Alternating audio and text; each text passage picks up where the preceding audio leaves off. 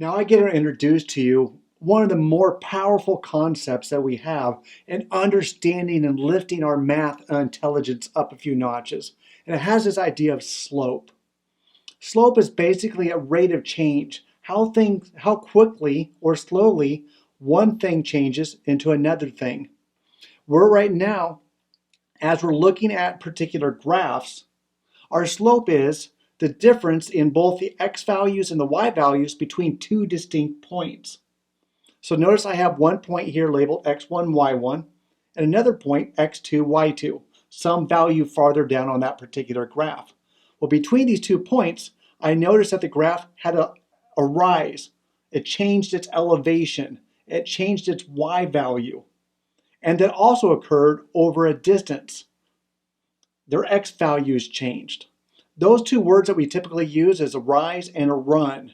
And the slope, or the definition of slope that we're going to deal with, begins with this idea of the change of y, and the ratio of that with the change of x. How much does y change as x changes? And sometimes some people might see a change in y over a change in x. Well, my y values, how they change, is from a y2 to a y1. So it's the difference of those 2 points that determines my rise. And the distance or the difference of my x value is an x2 minus an x1. And then again, we'll see a lot of people refer to this again as slope or as the rise over the run. And that's what we want to start to explore. How do we discover different rises and different runs within equations and graphs? And that idea is the idea of slope. I have 2 points here, -3 and 1 and -2 and 4. And those 2 points exist on a graph, and I want to determine what is the slope between those 2 points. First thing I want to suggest to you is let's begin to label one of these points as our first set of points. So we'll label this one our x1 and our y1 points, and this one is our second set of points. So we'll give them a subscript of a 2. And that will help us just to differentiate between the 2 points. Do you remember what slope was? Slope we gave the definition for, and slope is m equals y2 minus y1 over x2 minus x1. And we choose the letter m thanks to our friends from the French. M stands for monter. Monter means to rise or ascend. And so we've just stuck with m as being the slope. Don't you wish we kind of discovered slope first and then maybe we can call it S or something? Oh well. So m is slope. Now it's just plug and play. Slope equals y2, which is a 4, minus my y1 value, which is a -1. Make sure I'm subtracting the y, and the y is a negative, so I have a 4 minus a -1. x2 is a -2, minus my x1 value, which is a -3. And then let's just work that through. 4 minus -1 produces a 5. -2 plus a 3 gives me a 1. And so I have a slope of 5. Some of you might be asking is, well, Willie, what if you just wrote those numbers the other way? Does it matter which one is your x1 and y1 values? Well, let's find out here. Let's rewrite these around. Let's make this one our x1, y1 values and make this my x2, y2 values. Let's see what happens. Slope equals, again, the same thing, y2 minus y1.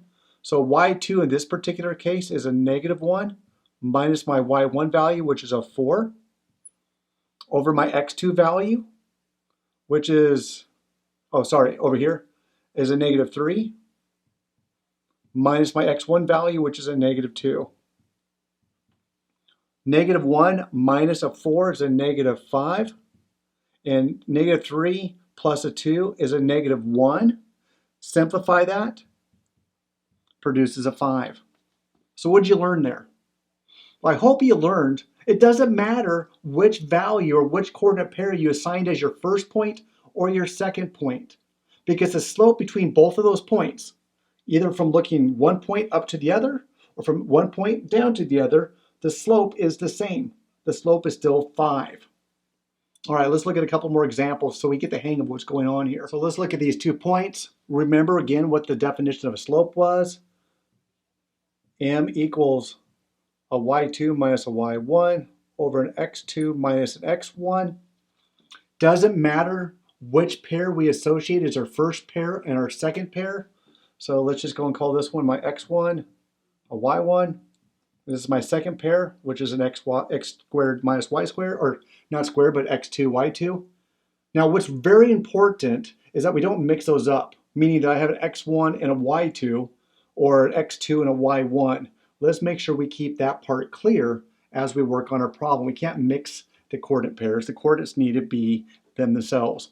So slopes, y2, minus 2 minus a y1, which is a 4.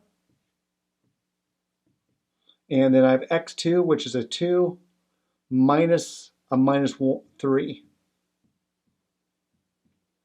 So a negative 6 all over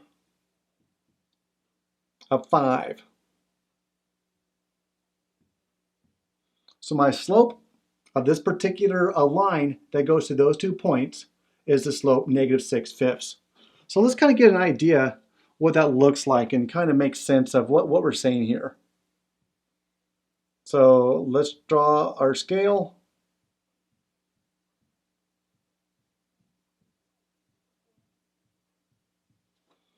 Let's find our points. So I know I have the point negative 3 over 3, backwards 3 and up 4.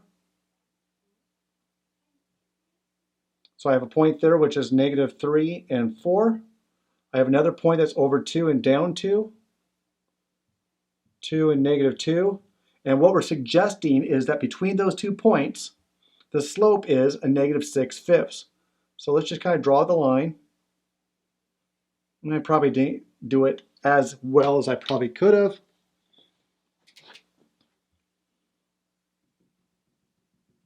Well, it goes to that point. So the difference in my rise goes from negative 3 down to a 2, so I have a rise.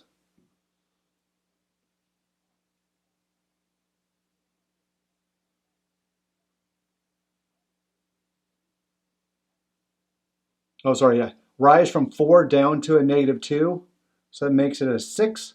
And my run is from a negative 3 over to a 2, which is a 5.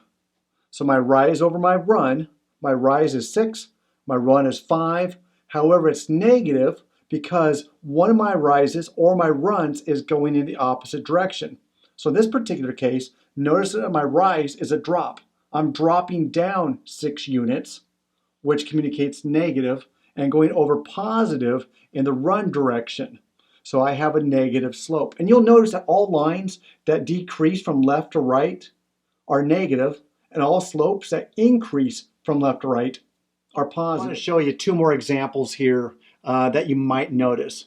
So let's look at this particular one and find the slope. But there's something unique about this I think we need to wrestle with. So again, let's just set the first one as my first coordinate pair. Whoops, not a y2, Willie. y1. And my second set of coordinates, let's make those the 2's. So slope again, y2 minus y1. It's so good to write this down every single time because the more you write it down, the more it's committed to memory. And this is something that you're going to want to use for a long, long time. So let's get a handle on this.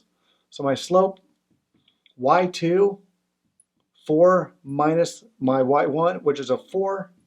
My x2, which is a 3, minus a 5. 0 over a negative 2. Or 0. Interesting. I have a slope that equals 0. What in the world could that possibly mean? Well, let's get a picture of this first, because maybe the picture will start to help make sense a little bit of what's happening here. All right, I'm going to draw my picture. I'm going to do a little bit of a scale.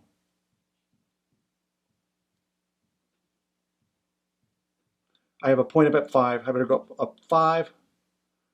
And over a 4. Looks like that's where my points are at.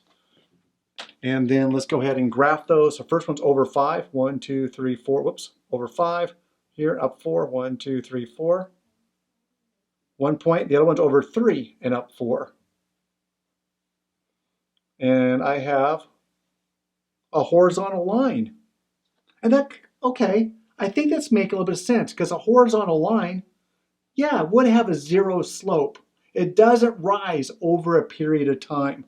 So notice my rise. My rise is 0 over a distance of 2. I have a slope of 0. All right, so we will see some slopes where the slope is 0. But we'll also see some slopes, like this example coming up. Let's assign these some variables. For fun, we'll assign the first one as our x2s and y2s. And the second set is our y1s, x1s, and y1s. Slope, or our French word monter, is y2 minus y1 over x2 minus x1. So my y value is a 5 minus a 1 all over a 2 minus a 2. That equals a 4 over a 0. We don't like dividing by 0. That is troublesome. All right. All right. I know that's bad, but it's showing up in slope. And why is that showing on up in slope? Okay. For me, finding pictures always helps me make a little bit of a sense of what's happening here. So let's try to draw this out and kind of get a sense of what's happening here, folks.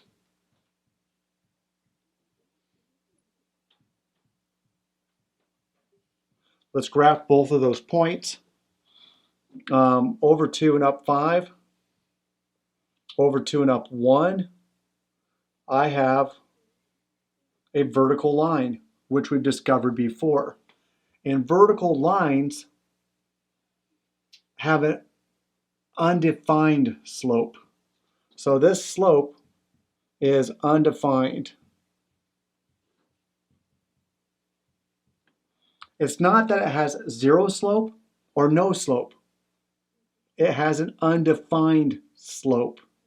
And this is what it looks like, and this is how it would come across as we were trying to find the slope between two different points.